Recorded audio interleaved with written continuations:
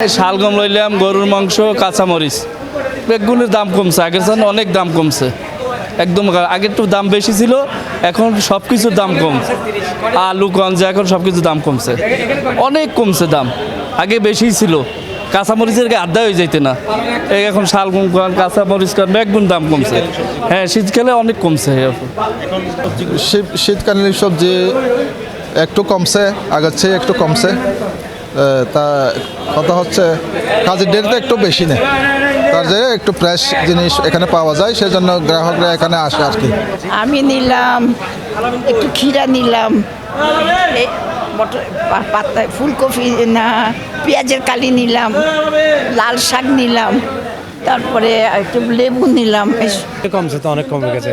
ফুলকপি এখন 60 টাকা 70 টাকা এরকম। আগে তো কোথাও 160 টাকা 120 টাকা এরকম ছিল, তাই 50-60 টাকা কমে গেছে এক কেজি। আমরা বেগুন এখন 60 টাকা 70 টাকা। আলুর দাম তো একটু বেশি। আলু নতুন আলু তো 110 টাকা 100 টাকা এরকম। আগে আলু ছিল 160 টাকা 180 টাকা নতুন আলু। বেগুন ছিল আপনার 120 টাকা, এখন বেগুন 60-70 টাকা, তো 20-50 টাকা এক কেজি তরকারি কমে গেছে। সবজি তো আগে থেকে অনেক কমে, আরও সামনে আরও কমবে। শীতকালে সবজি যখন বাইরে হবে আরও কমে যাবে সবজির দাম। মৌসুমি সবজির দাম নিম্নমুখী। সবজির দাম যেহেতু এটা মৌসুমি এবং সেটা আস্তে আস্তে যত বাইর হচ্ছে তত কম হচ্ছে, এইটা কম্পারেটিভলি কম।